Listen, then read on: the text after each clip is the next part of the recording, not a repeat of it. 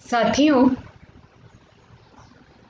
आज हम यहाँ बात कर रहे हैं भारतीय पिछड़ा शोषित संगठन इनके द्वारा आज मुझे व्याख्यान देने के लिए बुलाया गया है। आप सब साथी कोरोना पीरियड में जिस तरीके से एक्टिव हो और फिर भी काम कर रहे हो, उसके लिए मैं आपको अभिवादन करती हूँ। मेरा सबसे पहला अभिवादन रहेगा जिन्होंने पिछड़ों के लिए काम करना शुरुआत की, जिन्होंने पिछड़े लोगों में गुलामी की जो गुलामी के खिलाफ लड़ने की जो चेतना है उसके लिए जागृति की। वो महात्मा ज्योतिराव फुले, भारत की प्रथम शिक्षिका जो बहुजन थी, ओबीसी थी, वो सावित्रीबाई फुले।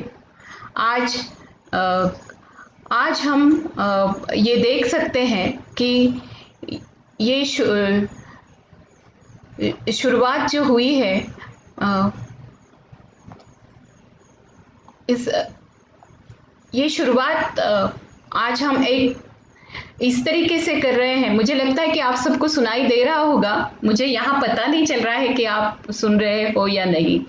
तो ये है कि पूरे भारत में ओबीसी आंदोलन कैसे खड़ा हुआ, ये पिछड़ा शोषित आंदोलन कैसे खड़ा हुआ, ये मेरे व्याख्यान का विषय है। और मैं आज आपको महात्मा ज्योतिबा फुले, सावित्रीबाई फुले, ताराबाई शिंदे, डॉक्टर बाबा साहेब आम्बेडकर और पेरियार, शाहू महाराज और जो अन्य बहुजन लीडर्स रहे हैं, उन सबको अभिवादन करते हुए इस व्याख्यान की शुरुआत करती हूँ। मुझे ये बताने में खुशी होगी कि आज जब मैं बात कर रही हूँ आपसे, तो पिछले साल मैंने ओबीसी मूवमेंट पर ही अपने पीएचडी का समापन किया। और ये पीएचडी मैंने Tata institute of social sciences से हैदराबाद से की। और इस पीएचडी का सब्जेक्ट था कि अब महाराष्ट्र में ओबीसी मूवमेंट जो खड़ी रही, आंदोलन जो खड़ा रहा, उसके बारे में लोगों को यानी उसके बारे में पॉलिटिक्स ऑफ इंक्लूजन कैसे हुआ, यानी समावेश की राजनीति कैसे हुई। और उसको लेकर जब मैं बात कर रही थी तो समूचे देश में जो आंदोलन खड़ा हुआ, पिछड़ों का जो आंदोलन खड़ा हुआ, उसके बारे में मुझे अध्ययन करने का मौका मिला। ये अध्ययन मैंने प्रोफेसर कल्पना कन्नाभिरन, इनके गाइडेंस के नीचे सीएसडी की जो डायरेक्टर है, उनके मार्गदर्शन के तहत किया। अब आपको लगेगा कि करीबन 40 साल मैं जब आंदोलन में इतनी एक्टिव थी, तो मुझे इस तरीके की पीएचडी करने का पीएचडी करने के बारे में मुझे ऐसे क्यों प्रेरणा हुई। मुझे लग रहा था कि मैं जिन आंदोलनों में एक्टिव थी उसमें वर्गीय चेतना जरूर है, विकास के बारे में बात जरूर हो रही है, पर्यावरण की बात हो रही है, महिलाओं की बात हो रही है, लेकिन इन सबके साथ जुड़ी हुई जो जात नाम की कड़ी है, उसको लोग भूलते हैं। और आज हम देखते हैं कि करीबन ये 3-4 साल बहुत ही गतिमान तरीके से जातीयवाद के खिलाफ के आंदोलन और संविधान बचाने की मुहिम बाहर आई। इसके लिए बहुत सारे कारण हुए और संविधान बचाने के लिए जब लोग रास्ते पे आए, तो हम सबको मालूम है कि शाहीन बाग की औरतें डॉक्टर बाबा साहब आम्बेडकर की प्रतिमा लेकर बैठी। अब ये ऐसे क्यों हुआ? इस संविधान को बचाने की बात हम क्यों करते हैं, और इस संविधान के तहत ऐसी क्या बात है जो बाबा साहब ने अन्य पिछड़े वर्गों के लिए भी की है? ये मेरे आज के व्याख्यान में बहुत महत्वपूर्ण मूलभूत बात है। अब बात आती है कि सचमुच ओबीसी के बारे में क्या राय है। ओबीसी यानी क्या? अन्य पिछड़ा वर्ग यानी क्या? अलूतेदार बलूतेदार यानी क्या? और ये इस तरीके से अलूतेदार बलूतेदार महाराष्ट्र में कहा जाता था, लेकिन ये जो अन्य पिछड़ा वर्ग है, जो एससी एसटी के साथ जुड़ा नहीं, ऐसे कैसे हुआ, इसकी क्या रणनीति हुई, इसके बारे में आज हम बात करेंगे। अब सवाल ये आता है कि ऐसे क्यों हुआ? ये जो हमारे देश में ब्रिटिश आने के बाद ब्रिटिशों ने ये समझा कि इस देश में जाति व्यवस्था है। उन्होंने जब 19वीं सदी में ही उन्होंने जो पढ़ाई शुरू की, तो मार्क गैलेंटर करके रिसर्चर है, वो कहते हैं कि ब्रिटिशों के द्वारा जब जाति व्यवस्था का अध्ययन हुआ तो उनको ये बात समझ में आई कि जो शूद्र अतिशूद्र है उनके बारे में यहाँ अछूतापन है, यानी केवल जो माला मादिगा या महार मांग जो है वो ही अछूत नहीं है। तो यहाँ बहुत सारा वर्ग जो कष्ट करता है, जो श्रम करता है, वो अछूत ही माना जाता है। उनके वो खेती में काम कर सकते हैं। एक बहुत अच्छा गाना है मूवमेंट का कि हमने तो काल कारखाने निर्माण किए, हमने रास्ते निर्माण किए, हमने आपके लिए टॉयलेट्स बनाए, हमने आपके बिल्डिंगें बनाई, और जब हम ये बना रहे थे, आपके खेती में हम जब काम कर रहे थे, अब जब हम कुम्हार का कुम्हार का जो चक्र है वो घूम रहा था और मटके तैयार हो रहे थे, तो उस मटके का पानी आप पी रहे थे, लेकिन तब आप अछूत नहीं हुए, लेकिन कुम्हार के हाथ से आप अछूत हो जाते हो। सुतार आता है तो सुतार के हाथ से आपकी बनाई हुई टेबल कुर्सी आपको चलती है, लेकिन आप अछूत मानते हो और उसके लिए आप एकदम एकदम क्वारंटाइन हो जाते हो। तो इस तरीके से जो अस्पृश्यता है वो अतिशूद्रों को जैसे झेलनी पड़ी है, शूद्रों को भी झेलनी पड़ी है। लेकिन इस देश में शूद्रों ने भी अतिशूद्रों को अति पिछड़ा मानते हुए उनके साथ जाति व्यवस्था के तहत भेदभाव किए। अब ये जाति व्यवस्था जिस तरीके से बनी है उसको doctor Baba Saheb Ambedkar graded inequality कहते हैं।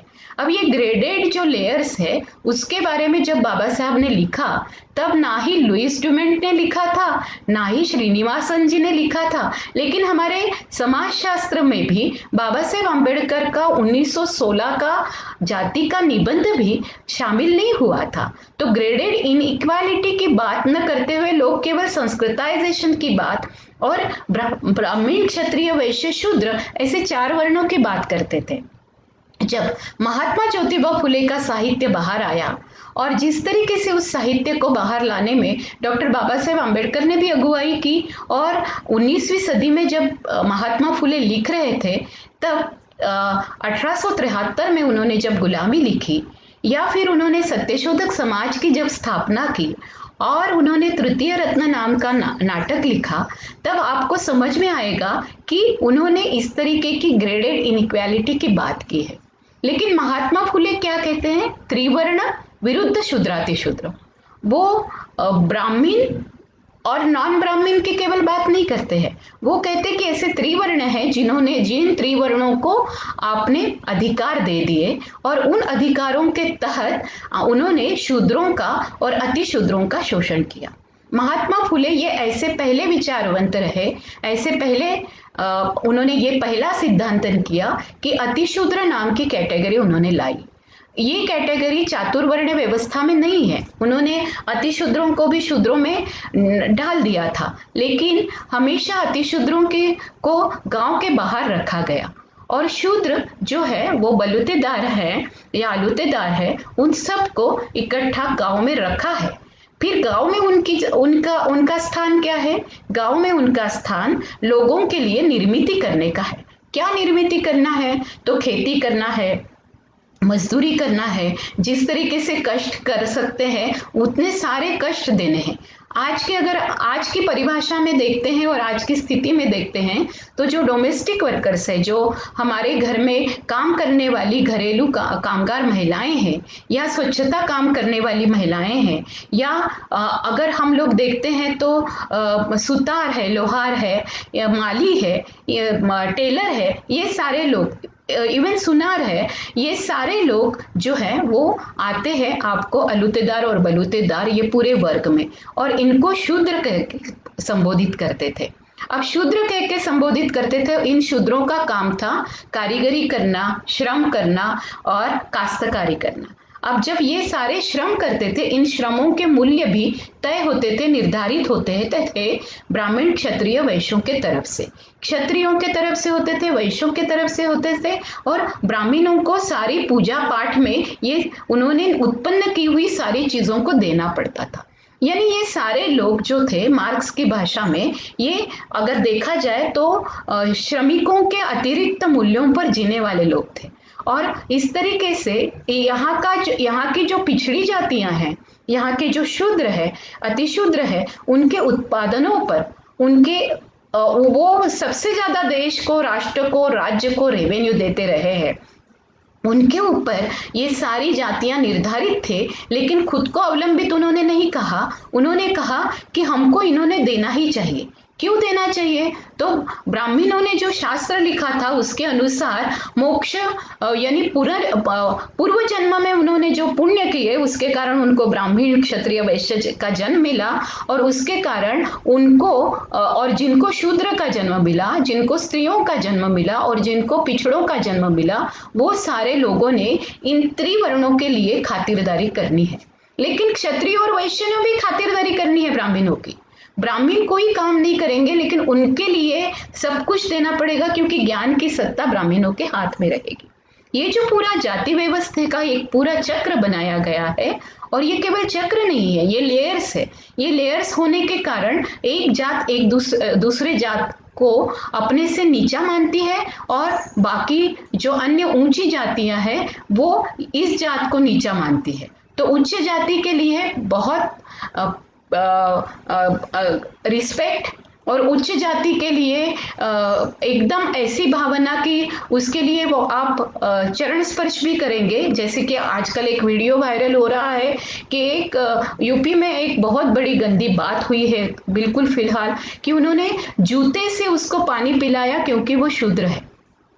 तो यहाँ हम देख सकते हैं कि इस तरीके से आज खुद को ऊंची जातियां मानने वालों को अगर अन्य ऊंची जातियों ने छेड़ा या उन्होंने किसी भी तरीके के अत्याचार किए, तो उसको राज मान्यता भी रही है, धर्म मान्यता रही है। और ये धर्म सनातनों का वैदिक धर्म रहा है, जिसका नाम हिंदू नहीं था मुसलमान यहाँ आने तक। उनको जब वो यहाँ आए तब सिंधु नदी के किनारे आने के बाद सिंधु शब्द को वो हिंदू कहने लगे, और ये हिंदू सिविलाइजेशन है। इस तरीके की सभ्यता का जन्म उन्होंने इतिहास के द्वारा, हिंदू शब्द अगर किसी ने कहा होगा तो पहले यहाँ आए हुए 7वीं सदी में जो मुसलमान आए, वो आक्रमण करते हुए यहाँ नहीं आए, वो सूफी लोग थे। यहाँ आए तब उन्होंने अपने धर्म के तहत जब बात की, अल्लाह की बात करने लगे, तब यहाँ के लोगों को जाति व्यवस्था जो थी वो देखते हुए लग रहा था कि हमारी जाति में तो हमारे भगवान के पास हम जा ही नहीं सकते हैं, क्योंकि हमने बहुत हम पूर्व जन्म में हमने पाप किए हैं, इसलिए तो हम शूद्र है। स्त्रियां भी मंदिर में नहीं जा सकती थी। अब एकदम से हुआ कि एक अल्लाह के प्रति हम लोग जा सकते हैं, और हमारे लिए कोई भगवान है। किसी भगवान का किसी इंसान के लिए आध्यात्मिक होना और वो भगवान अस्तित्व में है ये होना, ये बात हुई। और इसके लिए जातियों में पहली बार इस तरीके से एक बहुत बड़ा परिवर्तन आया। फिर भी मैं थोड़ी पीछे जाती हूँ। क्या है? ओबीसीओं को हम लोग बहुजन भी कहते हैं। अब ये बहुजन क्या है? ये बहुजन शब्द आता है तथागत गौतम बुद्ध के द्वारा, जब उन्होंने कहा कि किसके लिए वो काम करेंगे, तो बहुजन हिताय बहुजन सुखाय, ये पाली भाषा में हमको दिखाई देता है। ये पहली बार तथागत गौतम बुद्ध ने कहा। और जब उन्होंने कहा तो ये जो बहुजन है ये कौन है? तो ये शोषक नहीं है, ये राजा नहीं है, ये सामंत नहीं है, इनके पास कोई भी वर्गीय सत्ता नहीं है, तो ये सब लोग श्रमजीवी है। और ये श्रमजीवी वर्ग को उन्होंने बहुजन कहा। जब तक कोई भी राज्य बहुजनों के हित में नहीं होता है, तब तक उस राज्य को हम लोग आज की भाषा में ह्यूमन डेवलपमेंट इंडेक्स में वो नहीं आ सकता है। तो मानव विकास का निर्देशांक वही हो सकता है जबकि निचले तबके के सभी लोगों को विकास की धारा में सम्मिलित करना, उनको उनके हित के बारे में बस बात सोचना। अभी हम देखते हैं कि कोरोना में जब रेल की पटरी में जो लोग पटरी पर सो रहे थे और वो मर गए, और हम लोगों ने सबके लिए तालियां बजाई थी जो लोग काम कर रहे हैं, लेकिन जो मृत्यु जिनका हुआ कोरोना पीरियड में, उनके लिए शोक मनाने के लिए एक भी दिन हम खड़े नहीं हुए। हम लोग बहुत लोगों को आदरांजलि देते हैं, लेकिन ये लोग अपने घर में जा रहे थे। ये कौन लोग थे? ये लोग यहाँ कारीगर थे, ये पिछड़े वर्ग के लोग थे, ये पिछड़ा समूह था। और आज जो पिछड़ा समूह जो सहन कर रहा है, जिनके हाथों से काम चले गए हैं, जो निर्माण में है, पूरे राष्ट्र निर्माण में है, वो बिल्डिंगों का निर्माण कर रहे हैं, आपके घरों में छोटी छोटी चीजों का निर्माण कर रहे हैं, खेती में चावल उगा रहे हैं, गेहूं उगा रहे हैं, ज्वार उगा रहे हैं, बाजरा उगा रहे हैं, ये सारे लोग, ये किसान मजदूर, और आपके घरों की नींव भी रच रहे हैं। इतना होने के बावजूद भी रास्ते में एनआरईजीए पे काम कर रहे हैं, और रोजी रोटी नहीं है, इसलिए भूखे मर रहे हैं। और आज फिर से औरतें बाहर निकल पड़ी है और कहती है कि कोरोना पीरियड में कुछ भी हो, हम लोगों के हाथों को काम दो। तो ये जो सारे श्रमजीवी वर्ग है, ये श्रमजीवी वर्ग ये अन्य पिछड़ों में आता है। अब बात आती है कि ये ओबीसी शब्द कहाँ से आया। तो ये ओबीसी शब्द आपको दिखेगा कि 19वीं सदी के मध्य में, यानी 1863 के समय ब्रिटिशों के एक अधिकारी ने इसको इस्तेमाल किया कि उन्होंने कहा कि यहाँ तो बहुत सारे लोग पिछड़े हैं। पिछड़ा होने का मतलब उनके मन में क्या था? तो पिछड़ा होने का मतलब था कि ये इन लोगों को ज्ञान की सत्ता से वंचित रखा गया। इसलिए महात्मा फुले जब कहते हैं कि ब्रिटिश आने के बाद हमारे लिए ज्ञान के किवाड़ खुले, ज्ञान के दरवाजे खुले, वो कोई असत्य बात नहीं है, या कोई ब्रिटिशों का लांगुल चालन या ब्रिटिशों के अनुचालन की बात नहीं है, ब्रिटिशों की गुलामी की बात नहीं है। यहाँ वो लोग पहले से ही गुलाम थे, सदियों से थे। 3500 सालों से चलती हुई वैदिक सनातन धर्म के तहत जो गुलामी थी, वो गुलामी वो सहन कर रहे थे। और यहाँ की स्त्रियों ने भी समझ लेना चाहिए कि जो ब्राह्मण स्त्री है, और ब्राह्मण स्त्री और शूद्र स्त्री में महात्मा फुले ने एक बहुत परसों वंदना महाजन का आपने ये इसी कार्यक्रम के तहत व्याख्यान सुना होगा। उन्होंने भट्टिन और कुलम्बिन नाम के अखंड का बहुत अच्छे से एक आपके सामने विश्लेषण किया था। तो महात्मा फुले के इस अखंड को आपको बताए बगैर मैं आगे नहीं जा सकती हूँ, क्योंकि उन्होंने कहा कि शूद्र तो स्त्रियां है ही, लेकिन इन शूद्र स्त्रियों में भी जातियों की लेयर डाल दी है। क्योंकि जब तक कुलम्बिन काम नहीं करेगी लोगों के घर में, वो आपके लिए कोई लकड़ी लाके नहीं देगी जलाने के लिए, आपके गाय और बैल के लिए वो चारा नहीं लाके देगी, आपके लिए वो गोबर के उपले नहीं बनाएगी, तो आपका चूल्हा नहीं जलता है। तो जो भट्ट औरत है, जो ब्राह्मण औरत है, वो झूले पे बैठ सकती है, क्योंकि ये सरप्लस है जो शूद्र स्त्रियां उनके लिए काम करती है। उनके घरों में जो अति शूद्र स्त्रियां थी, उनके हाथों का कुछ नहीं चलता था। लेकिन ये जो शूद्र स्त्री थी, जो कुड़म्बिन थी, कुड़म्बिन में सब आती है, जो आज 3743 जातियां हैं, उनमें काम करने वाले अलग अलग जाति की जो श्रमिक स्त्रियां हैं, वो सभी आती है। तो ये स्त्रियां जो काम करती थी, तब सब ऊंचे जातियों के और ऊंचे वर्गों के घरों के सारे कामकाज हो जाते थे। आज भी कोरोना पीरियड में मध्यम वर्ग की औरतों को पूछो कि सबसे ज्यादा उनका सवाल क्या है, तो वो कहती कि मेरे घर में बाई नहीं आ रही। तो बाई उनका सपोर्ट है, लेकिन इस बाई को आप कितने पैसे देते हो? क्या वो कोरोना पीरियड में आप उसके बहुत ही कम लोग होंगे जिनकी चेतना और संवेदना जागरूक है, वो उस बाई को अपनी रोजी रोटी के लिए उसके मासिक महीना न काटते हुए और रोजगार न काटते हुए उन्होंने पैसा दिया होगा। बाकी सब लोगों ने बोला होगा तू तो काम नहीं कर रही, लेकिन हम लोग सब जागरूक है कि अगर हम नौकरदार है, हम नौकरी करते हैं, तो हमारी जगह पे हम वर्क एट होम करते हैं, ऐसे बताते हुए हम लोग अपनी अपनी सैलरी के लिए झगड़ेंगे, लेकिन ये जो श्रमिक वर्ग है उसकी सैलरी के लिए कौन झगड़ेगा। अब आता है कि ये अर्थ कारण जब जाति से जुड़ा है तो इस देश में उसको मान्यता क्यों नहीं दी गई।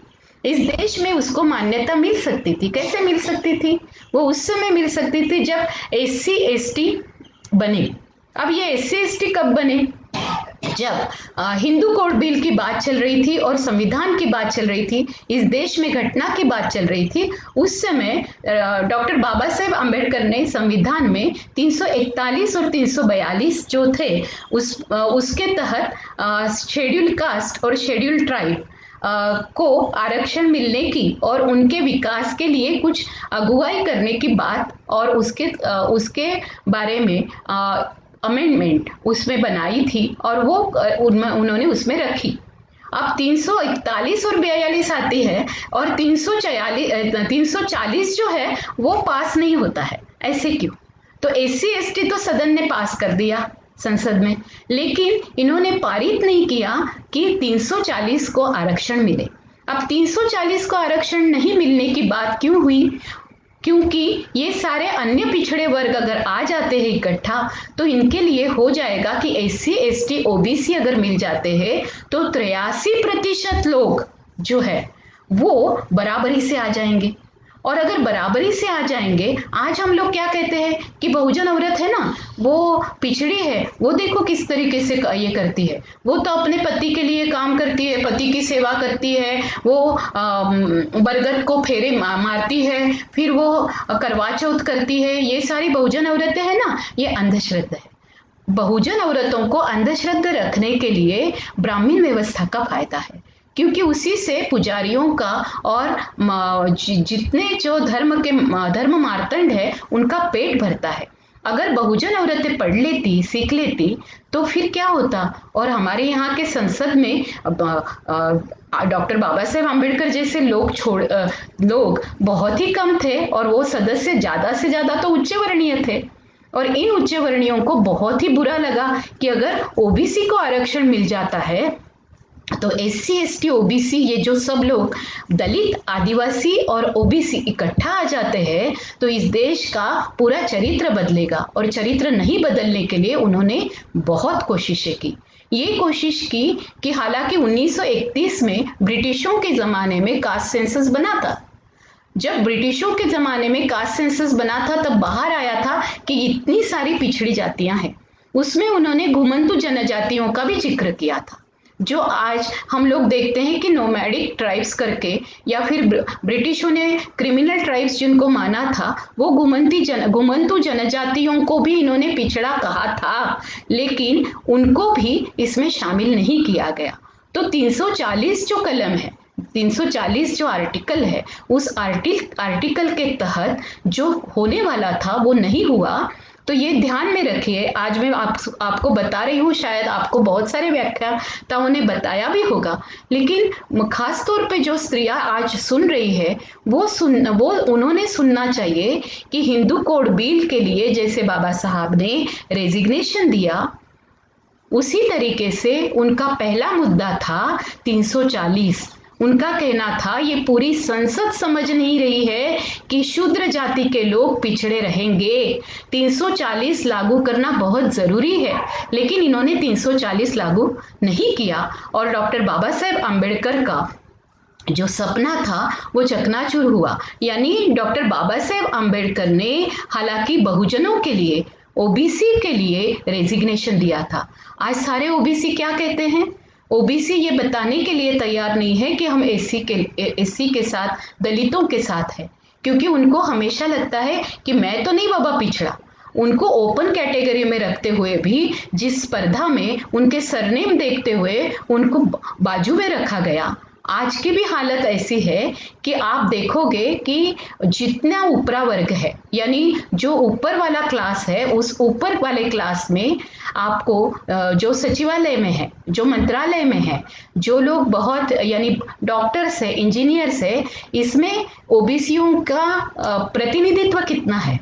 तो आप देखोगे कि 52% जो ओबीसी है उसमें से केवल 12% जो है उनको नौकरियां मिली है जज होने के लिए हो। और हालांकि बहुत लोग अव्वल दर्जे के मेरिट आ चुके हैं, ओपन कैटेगरी में उन्होंने स्पर्धा की थी और स्पर्धा में आपको दिखाई देगा कि 90% से भी ज्यादा उनको मार्क है, इसके बावजूद भी उनको उनको प्रवेश नहीं मिला है। अब उसके लिए एक और बहुत बड़ा मस्त गेम खेला गया। वो गेम क्या था? गेम ये था कि ओबीसीयों को बताया गया कि आप तो ओपन कैटेगरी में हो, तो आपकी जो सीट्स है वो कौन ले रहा है।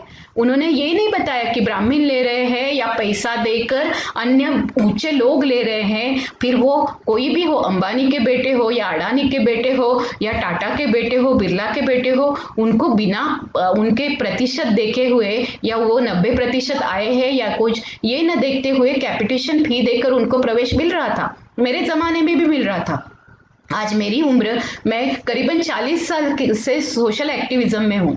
मैं देखती हूँ कि मेरे साथ भी जितने प्रगतिशील विचारों के लोग हैं, उनको जाति के मुद्दे में मैं जब बोलने लगती हूँ या मैं ओबीसी बोलती हूँ, ओबीसी शब्द, तो उनके चेहरे पे एक बहुत अलग तरीके का भाव आ जाता है। यानी उनके माथे पर एक बहुत सिकन हो जाती है, और माथे पे सिकन होने के बाद ओबीसी यानी वो प्रधानमंत्री मोदी को ही समझते हैं कि वो ओबीसी है। वो ओबीसी समझते हैं उमा भारती को। वो ओबीसी 3743 जातियों को नहीं समझते हैं। या तो फिर जो समझने वाले हैं जानकार लोग, उनको मालूम है कि कमंडल के खिलाफ जब आया मंडल, तो जब 7 अगस्त 1990 को मंडल आयोग को पारित करने की घोषणा वीपी सिंह जी ने, हमारे प्रधानमंत्री ने उस समय के की, तब वीपी सिंह को रेजिग्नेशन भी बाद में देना पड़ा है। लेकिन वीपी सिंह की इस घोषणा के कारण बहुत सारा रथ यात्रा और हिंदुत्ववादी और धर्मांधवादी शक्तियों को एकदम से झटका लगा। इसलिए उन्होंने तुरंत एक अस्त्र निकाला और वो था राम का अस्त्र। अब ये राम का अस्त्र निकालने वाले लोगों ने बहुजनों को ईंटें ढोने के लिए लेके गए, और लोग क्या कहते हैं, ये सारे बहुजन थे जिन्होंने बाबरी मस्जिद गिराई। लेकिन बाबरी मस्जिद गिराने वाले अगर बहुजन थे, तो मंडल के लिए भी जिनको जो एक अलगाव वाली नीति हुई, तो उसके तहत लोगों को एहसास हुआ। फिर लोग बोलने लगे कि इसमें ना यादवों का बहुत बड़ा खेल है। अब समझना बहुत जरूरी है कि अब इस तरीके की मूवमेंट कैसे खड़ी हुई। तो ये जो हमारे बहुजन आंदोलनों की बात है, वो कहाँ से शुरू होती है। मैंने महात्मा फुले जी का जिक्र किया, तो महाराष्ट्र की मूवमेंट के बारे में करीबन यहाँ सुनने वाले काफी लोगों को पता होगा। लेकिन इस देश में जिस समय ओबीसी शब्द आया और ब्रिटिशों ने इस शब्द के बारे में जानकारी दी, और हम देखते हैं कि 1861 से लेकर अगर आगे जाते तो 1931 तक करीबन एक पूरी संकल्पना ओबीसी की बन चुकी थी। मार्क कैलेंडर तो लिखते ही है, लेकिन क्रिस्टोफी जैफ्रेलॉट, जिनका इंडिया साइलेंट रिवॉल्यूशन नाम की जो किताब है वो सबने पढ़नी भी चाहिए, उसमें उन्होंने लिखा है और जिक्र किया है कि महाराष्ट्र हो या साउथ के कोई भी राष्ट्र हो, ये जो साउथ के राष्ट्र है उसके बारे में हम लोगों को देखना, राज्य है, ये साउथ के राज्यों में आप लोगों को दिखाई देगा कि तमिलनाडु है या केरला है या उस समय आंध्र, और आज आंध्र और तेलंगाना, ये सारे, और कर्नाटका, इन सारे राज्यों में ओबीसी की एक मूवमेंट खड़ी रही और उसके लिए की लीडरशिप खड़ी रही। अब ये लीडरशिप क्या थी वो समझना बहुत जरूरी है। आज के मेरे विषय के तहत ये सारी पृष्ठभूमि आपको बताने की जरूरत ये थी कि मैं बिना बीपी मंडल का जिक्र किए हुए, बिना वीपी सिंह का जिक्र किए हुए आज मैं बोल नहीं सकती हूँ, क्योंकि आज अगर ओबीसी के जनगणना को, जातीय जनगणना को और मुद्दे पर लाने के लिए, आज एक पूरे पटल पर लाने के लिए, देश के विकास के पटल पर ये वास्तव लाने के लिए कि इस देश में 3743 जातियां है, ये जातियां केवल हिंदू धर्म में नहीं, तो हिंदू धर्म से जो लोग मुस्लिम हुए, जो ख्रिस्ती बने, जो पारसी है, जो सिख है, जो जैन है, जो बौद्ध है, इनमें भी ओबीसी है। ओबीसी बटा हुआ है। और सबसे ज्यादा कारीगर लोग अगर हम देखते हैं तो बहुत सारे लोग, ये जो पसबंदा यानी पिछड़े लोग हैं, ये मुसलमानों में है। इसलिए मंडल आयोग ने पहली बार बहुत बड़ी बात की, और ये बात थी कि मंडल आयोग ने सबके सामने ये सच्चाई लाई कि ये जो 3,743 जातियां हैं, ये जातियां मौजूद है। करीबन कुल मिलाकर 6,000 जातियां हैं। और अगर हिंदू धर्म कहा जाएगा तो हिंदू धर्म नाम का एक जिनसी ऐसा कोई धर्म नहीं है, या इसीलिए हिंदू धर्म में संगठित नहीं हो सकते थे। इसलिए उन्होंने 33 करोड़ देवताओं से राम को बाहर निकाला और एक राम देने की कोशिश की। बहुजनों को भी सोचना चाहिए, ओबीसीयों को सोचना चाहिए कि उनकी अकल कहाँ गई, क्योंकि उनके जो मूल निवासियों के जो देवताएं थे, उन देवताओं के बारे में या बलिराजा के बारे में बात न करते हुए, जिस बलिराजा को, जिस किसानों के राजा को, जिसने खुशहाली रखी थी, उसको वामन ने पांव रखते हुए मिट्टी में गाड़ दिया। उस बलि राजा की ये न करते हुए दिवाली में हम बटु वामन की पूजा करने लगे और उसकी प्रतिपदा करने लगे, यानी बलि को मारने वाले वामन को पूजने लगे। हम पूजने लगे उस राम को जिसने सीता को छोड़ दिया। और हालांकि बहुजन नायकों की बात देखेंगे तो बहुजन नायक तथागत गौतम बुद्ध से देखते हैं तो बहुजन नायक क्या है। तथागत गौतम बुद्ध के पिताजी भी खेती करते थे, किसान थे, ये हम सबको पता होना चाहिए। वो कौशल देश के उस समय के राजा और ये सब जब थे तब वर्ण व्यवस्था का पूरा जन्म या जाति व्यवस्था का पूरा जन्म नहीं हुआ था। आज लोग कहते हैं कि उनको क्षत्रियों को, जो भी कोई राजा होता है आज उसको क्षत्रिय कहा जाता है, लेकिन आज हमारे सामने, सबके सामने ये बहुत बड़ा इतिहास है कि किसी भी जगह के राजा को, फिर वो तमिलनाडु कर्नाटक के रानियां हो या राजा हो, या फिर केरला में राजा हो, या कोई थाईलैंड, यानी अगर हम देखा जाए तो अपने आसाम में वगैरह गुवाहाटी में, तो इन राजाओं को किसी ने भी, जो आदिवासी राजा थे, उनको कभी राजा नहीं माना गया है, उनका राज्याभिषेक नहीं हुआ है। जैसे शिवाजी के राज्याभिषेक के लिए ब्राह्मणों ने मनाही कर दी, और इसलिए काशी से गागा भट्ट बुला के शिवाजी महाराज कहते हैं कि मेरा राज्याभिषेक कीजिए। शाहू के समय भी क्या हुआ कि शाहू को छत्रपति मानने के लिए यहाँ के ब्राह्मणों ने बिल्कुल इनकार कर दिया था, और शाहू के लिए जो वेद मंत्र बोले गए, वो शूद्रों के लिए जो वेद मंत्र है वो वेद मंत्र बोले जा रहे थे। और वहां के उनके जो एक ब्राह्मण सेवक थे, उन्होंने ही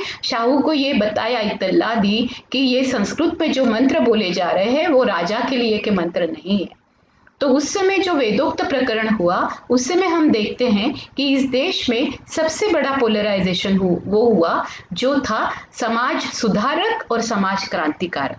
और ये समाज क्रांतिकारकों के मूवमेंट जो है वो नॉन ब्राह्मण मूवमेंट है। हर एक जगह पे आप देखिए, पूरे भारत में आपको दिखेगा।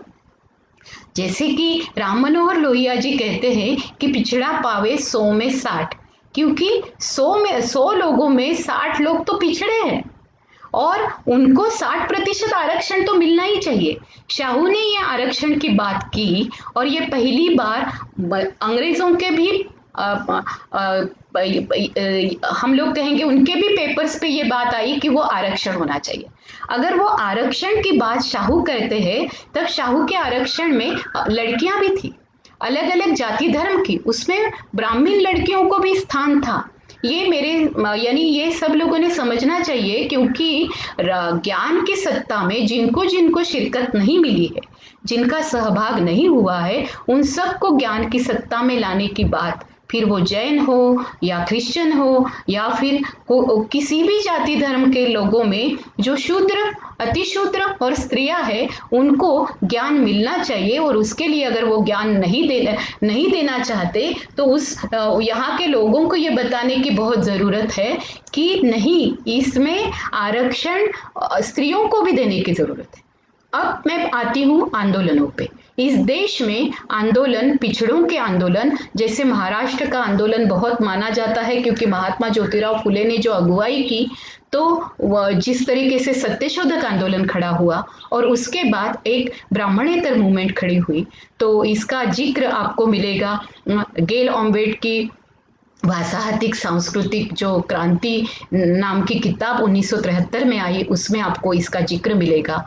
फिर आपको उसका जिक्र मिलेगा, बहुत सारे लोगों ने जब लिखना शुरू किया तो मुकुंदराव पाटिल की किताब में आपको जिक्र मिलेगा। आपको जिक्र मिलेगा पी राधाकृष्णन की किताब में, जहां आपको तमिलनाडु से लेकर अन्य कई जगह पे जो आंदोलन हुए पूरे साउथ में, उसका जिक्र मिलेगा। यूपी में जिस तरीके से आंदोलन हुए, वो आंदोलन जाति के आधार पर आंदोलन कम हुए, और इसी कारण आज हम देखते हैं कि यूपी में इस तरीके की समझ बनाने के लिए जब काशीराम और मायावती पहुंचे, उसके पहले अगर शरद यादव, मुलायम सिंह यादव, इन्होंने ये समझ बनाने की और लालू यादव ने समाज बनाने की कोशिश की, लेकिन और राम मनोहर लोहिया जैसे लोग थे, लेकिन वहाँ की जाति व्यवस्था बहुत प्रखर बन चुकी थी।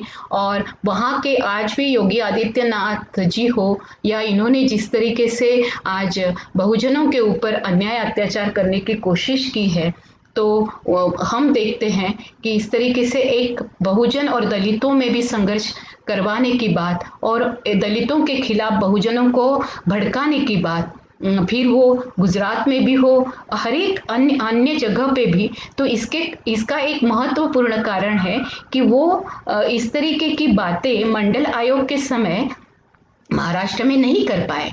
आप देखेंगे कि इस समय यहाँ जनार्दन पाटिल और जगन्नाथ कोठेकर और नागेश चौधरी, ये 3 लोग हैं जिन्होंने मंडल आयोग को लेकर एक मराठी में एक छोटा मंडल आयोग का जो भी अहवाल था, जो रिपोर्ट था, उसको मराठी में लाया। कुछ लोगों ने हिंदी में लाया होगा, लेकिन यहाँ महाराष्ट्र के मुख्यमंत्री को उन्होंने जाकर दिया और कहा कि इसको लेकर महाराष्ट्र में काम होना चाहिए। ये क्यों हुआ? क्योंकि यहाँ की सत्यशोधक मूवमेंट के बाद नॉन ब्राह्मण मूवमेंट खड़ी हुई, और नॉन ब्राह्मण मूवमेंट के बाद यहाँ डॉक्टर बाबा साहेब आम्बेडकर ने अगुवाई करते हुए पूरे बहिष्कृत भारत को इकट्ठा लाने की बात की, और जिस तरीके से महाड़ के चौदार तालाब पर मनुस्मृति जलाई गई, तब उन्होंने बहुजन महिलाओं को इकट्ठा लाने का ये प्रयास किया।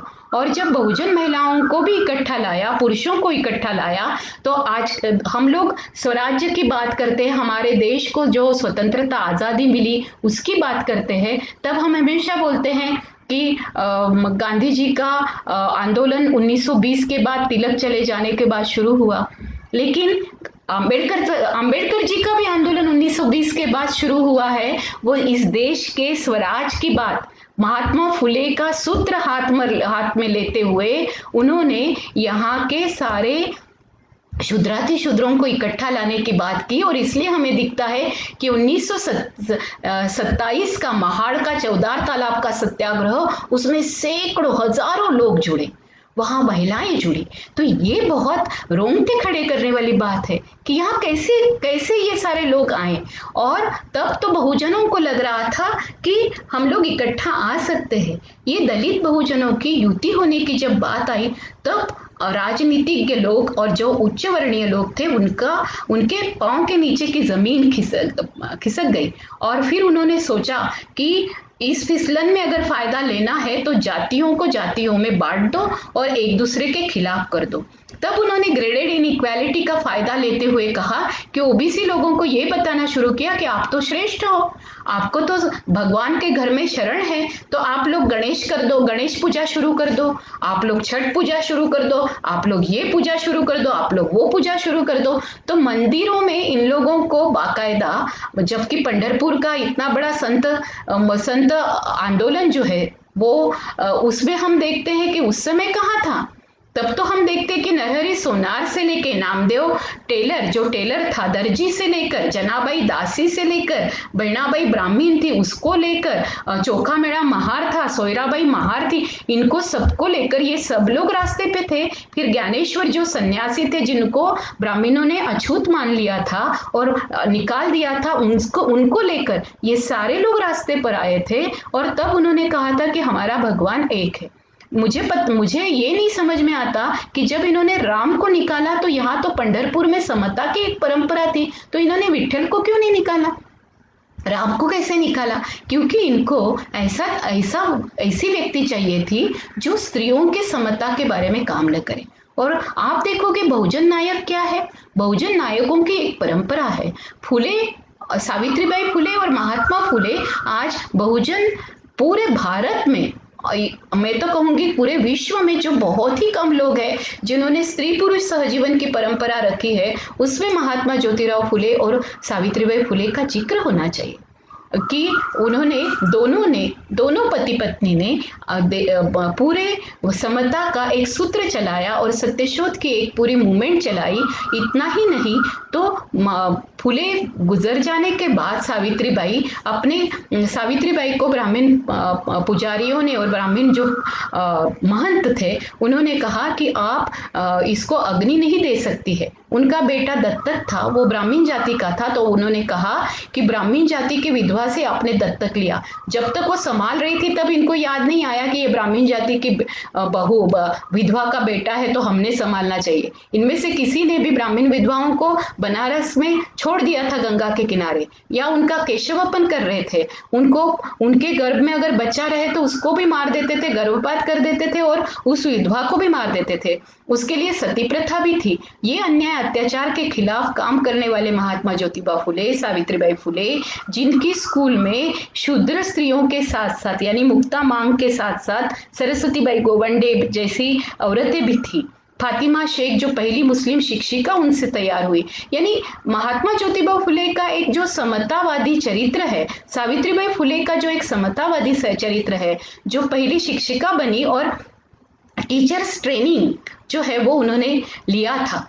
आज मुझे बताइए कि उनके 23 साल बाद जन्मे हुए रमाबाई को हम पंडिता रमाबाई कहते हैं, और उन्होंने कहा कि वो उन्होंने संस्कृत पढ़ा था। लेकिन अगर देखा जाए तो सावित्रीबाई फुले उनके 23 साल पहले, 28 साल पहले, यानी पंडिता रमाबाई का जन्म हुआ उसके बाद वो 5-6 साल की हुई, उसके बाद पढ़ाई की होगी, तो 28-30 साल पहले सावित्रीबाई फुले ने मिसेस फेरारे के स्कूल में जाके एक पूरे इंग्लिश मिशनरी स्कूल से अंग्रेजी की भी पढ़ाई की है। और महात्मा फुले जब वेदों के बारे में लिखते तो उन्होंने संस्कृत वेद पढ़ाई करके ब्रह्म के ऊपर और ब्रह्म के मुख से कैसे उत्पत्ति हुई और कैसा कहा गया है और वेदों के नाम पर हमको किस तरीके से फंसाया गया है, ये सारी बात रखी।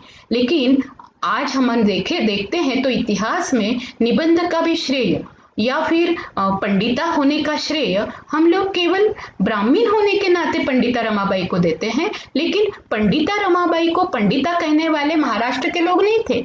बंगाल में जो लोग बहुत अच्छे से पढ़े लिखे ज्ञानी लोग थे, उन लोगों ने पंडिता रमाबाई की अहमियत समझी। अब देखते हैं कि डॉक्टर आनंदीबाई जोशी, जो कि पहली महिला कही जाती है, बहुजन महिला, डॉक्टर महिला, और उसी समय डॉक्टर रखमाबाई आती है। डॉक्टर रखमाबाई भी डॉक्टर होती है, मुथुलक्ष्मी रेड्डी भी डॉक्टर होती है, कादम्बिनी गांगुली भी डॉक्टर होती है, लेकिन श्रेय जाता है डॉक्टर आनंदीबाई जोशी को। लेकिन डॉक्टर आनंदीबाई जोशी के समय ही डॉक्टर रखमाबाई डॉक्टर हुई। अब वो डॉक्टर होने के बाद एक बहुजन महिला डॉक्टर हुई है, वो उनकी जो माँ थी उस समय देख सकते हैं कि विधवाओं का बहुजनों में क्या स्थान था।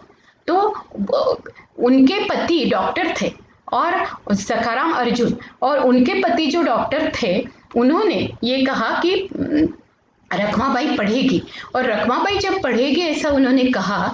तब रखमाबाई की बचपन में शादी हुई थी, लेकिन तब रखमाबाई ने कहा कि मेरी बचपन में शादी हुई है, मैं उसको जानती भी नहीं हूँ, तो मेरे हस्बैंड के साथ मैं डॉक्टर होने के बाद अब मैं कैसे रहूं। तब उनके ऊपर मुकदमा चला। तो हम इस देश में सारे महिलाओं के लिए हक की लड़ाई करने वाले भी डॉक्टर रखमाबाई है।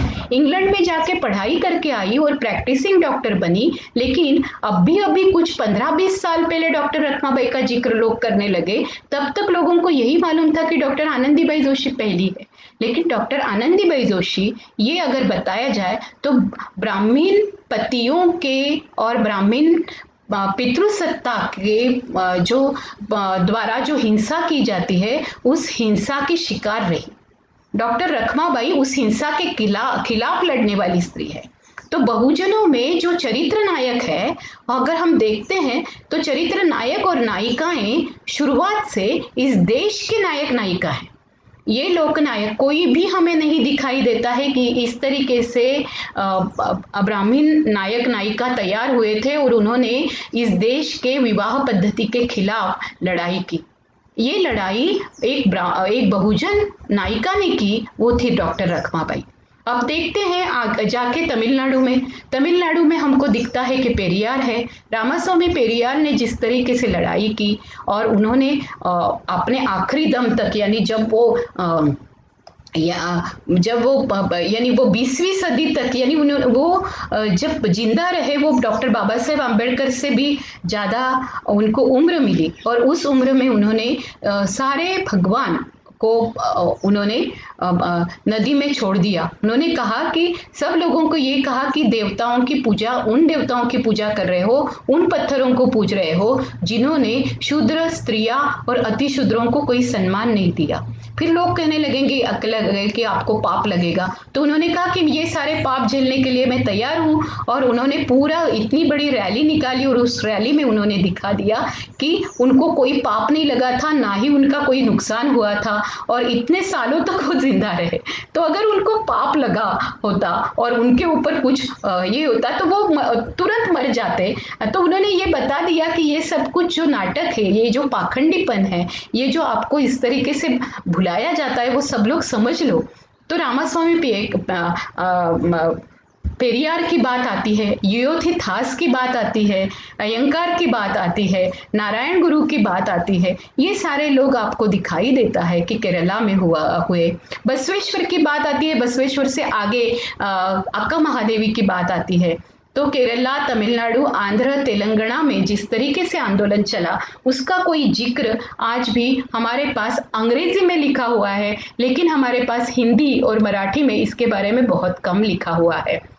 आजकल ब्रजमणि जी और संजय कुमार जी लिखते हैं और उन्होंने बहुत सारे पिछड़े, और अब अगर देखेंगे दिलीप यादव या सुनील यादव जी भी उन्होंने लिखना शुरू किया है। तो बहुत सारे आज के यंगस्टर्स सामने आकर हिंदी में भी लिख रहे हैं। लेकिन मंडल आयोग के समय इस तरीके की एक जागृति लोगों में नहीं थी।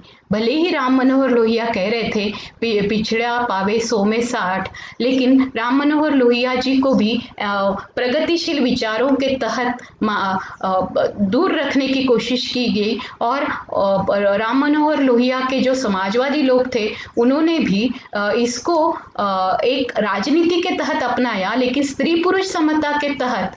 जो हालांकि कहा जाता है कि लोहिया को भी कहा जाता है कि वो फेमिनिस्ट थे। तो देखिए, फुले feminist, Savitribai Phule feminist, Tarabai Shinde feminist, पहला निबंध लिखने वाली पूरे भारत में ही नहीं पूरे विश्व में जिनके निबंध का स्त्री पुरुष तुलना का जिक्र होता है। आज ये कहा जाता है कि 1882 में उन्होंने ये लिखा, जबकि वर्जीनिया वुल्फ अपने लिए कमरा मांग रही थी, तब ताराबाई शिंदे अपने कमरे की फिक्र न करते हुए स्त्री पुरुष तुलना नाम की किताब लिख देती है। तो ये देखने जैसी बात है कि हमारे पास इतने नायक नायिका है। भी गीता और राजगोपाल जी की एक किताब है, वो किताब भी बहुत देखने जैसी है कि नॉन ब्राह्मण मिलेनियम। तो ये जो नॉन ब्राह्मण आंदोलन का जो पूरा सहस्रक चला है, ये पूरे हजारों साल है। ये हजारों सालों में किस तरीके से इस मूवमेंट ने इस देश में एक बहुत बड़ी समतावादी नींव डालने की कोशिश की, लेकिन इस समतावादी नींव को 1947 के बाद बिगाड़ने की बात हुई। और इसलिए आज जो लीडरशिप है, फिर वो नागेश चौधरी जी हो, श्रावण देवरे जी हो, आपके जैसे सारे पिछड़ा जो भारतीय पिछड़ा शोषित संगठन है वो हो, या प्रदीप डोबरे जी हो, या फिर बहुत सारे लोगों के मैं नाम लूंगी, जैसे कि कांचा इलैया जी वहाँ लिख रहे हैं, प्रोफेसर सिम्हाद्री है, विश्वेश्वर राव है, अखिलेश्वरी रामागौड़ा है। ये जो सारे लोग हैं, ये लोग, या प्रोफेसर श्रीनिवासलू है, ये लोग आज इकट्ठा आके अगर पूरे भारत के लोग इकट्ठा आते हैं, तो जेफरे लॉर्ड जैसे कहते हैं कि बिहार और यूपी में साइलेंट रिवॉल्यूशन हुआ है।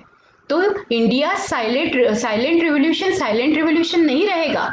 आज बहुत ज़रूरी है कि जातीय जनगणना 2021 में नहीं होती है तो आपको ये जो पूरा एक नया निकाला गया है कि नागरिकत्व किसका, तो ये जो धड़ाधड़ चल रहा है सीएए की, एनआरसी की बात, सीएए एनआरसी को भी नकारने के लिए जो हमारी मांग है जातीय जनगणना की, वो मांग अगुवाई करनी पड़ेगी।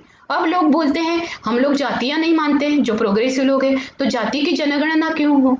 तो ये समझना बहुत जरूरी है। जो लोग समतावादी है वो लोग बोलते हैं कि हमने तो अंतरजातीय विवाह कर लिए, हमने तो अंतरधर्मीय विवाह कर लिए, हमने तो सत्यशोधक के तहत किए, हमने योथिथास ने जो कहा, और हम लोग बुद्ध भी हो गए हैं, तो हम लोग बुद्धिस्ट भी हो गए हैं, तो हम लोग अभी मानते नहीं है। लेकिन ये सारे विवाह की बात डॉक्टर बाबा साहेब आम्बेडकर जैसे कहते हैं, तो स्त्रियों के योनि से जाति की निर्मित होती है, वैसे ही आदमियों के सरनेम से जाति की निर्मित होती है। यानी जो ये स्त्री जिसके साथ शादी करती है उस व्यक्ति की जात, यानी उस पुरुष की जात उसको लगती है और वो ही पिता कहलाता है।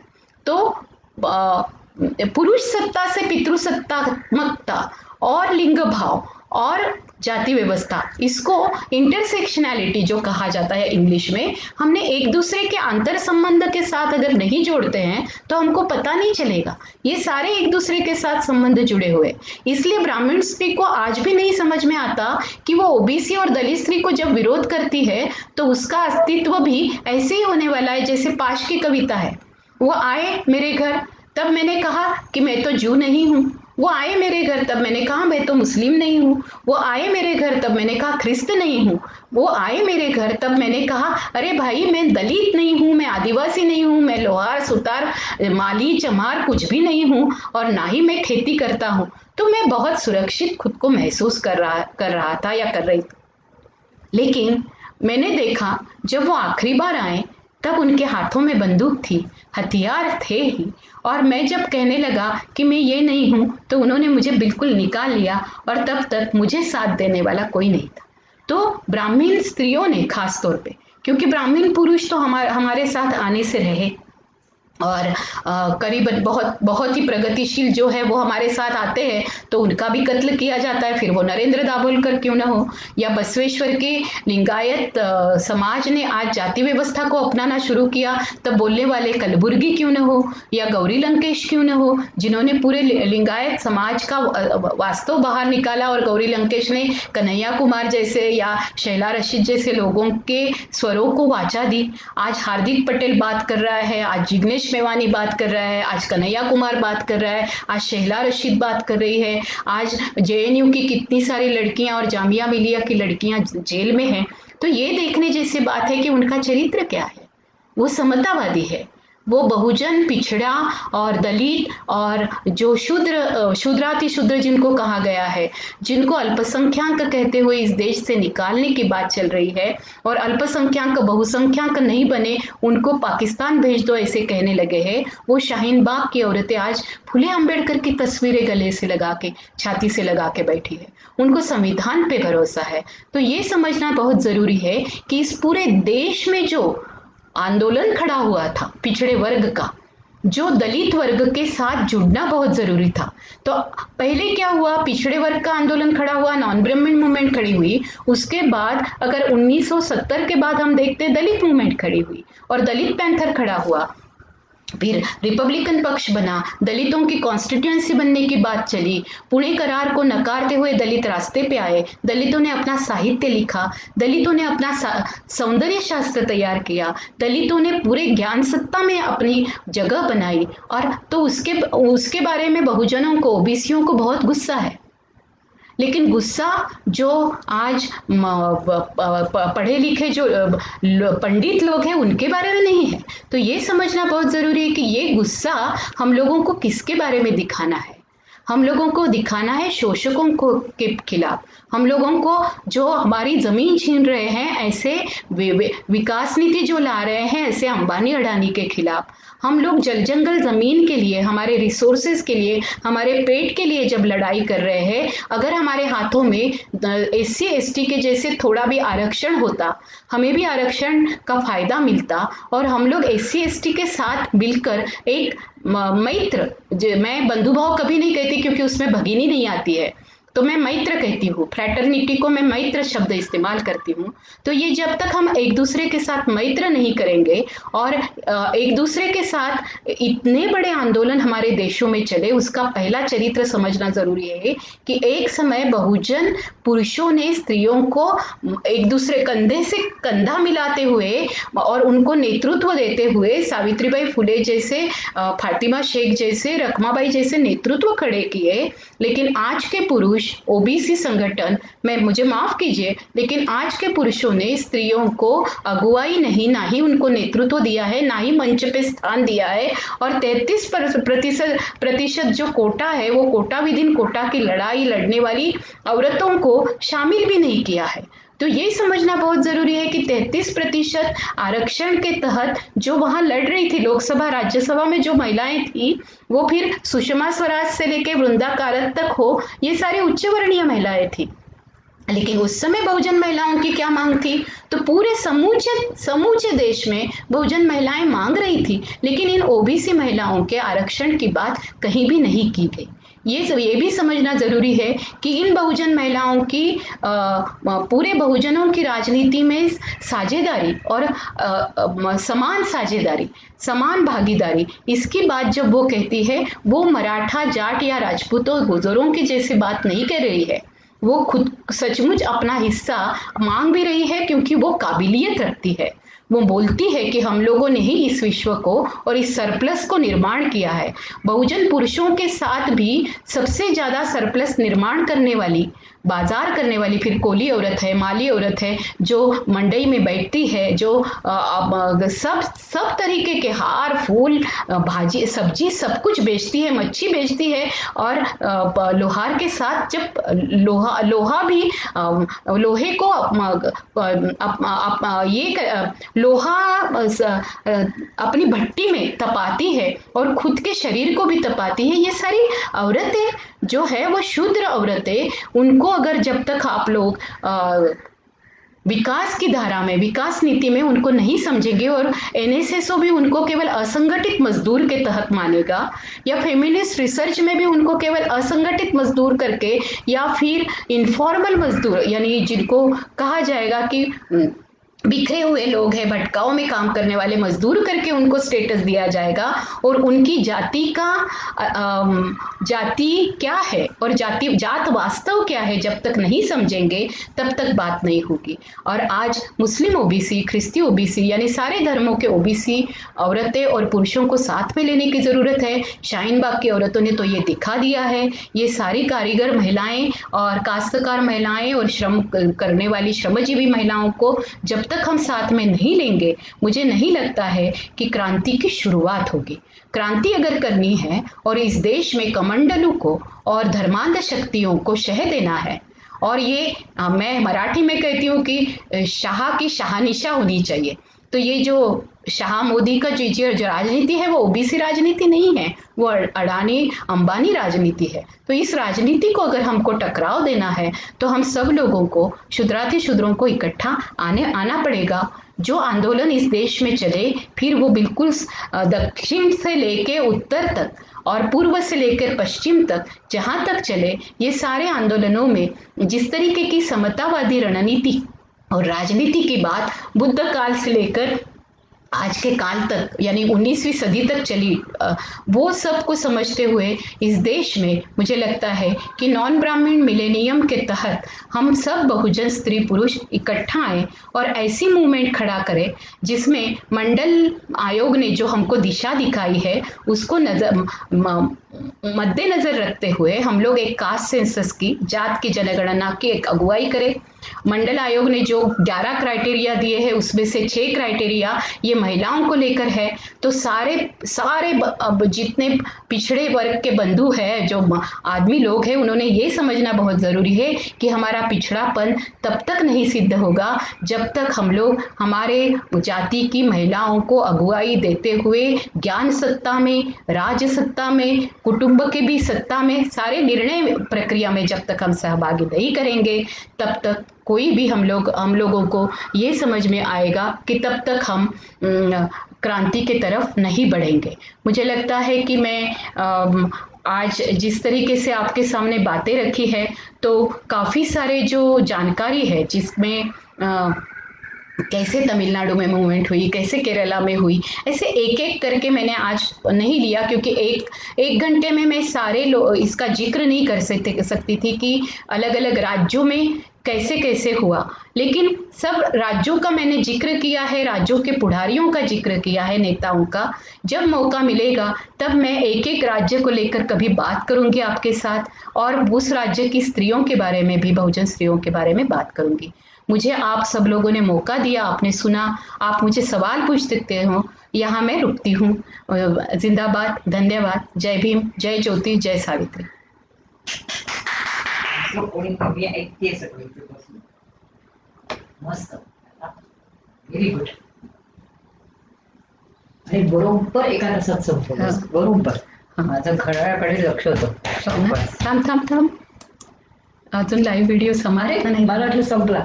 बरं कळेल कुणातरी तुला शाबास किती येतो. समाप्त करना है क्या असं मला माहिती नाहीये. हो, त्यांना विचारायला पाहिजे. कारण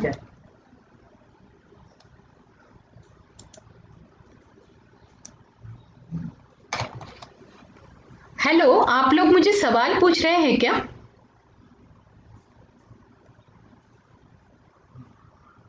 बंदच केलं. आप लोगों को कुछ सवाल पूछने हैं तो पूछ सकते हो.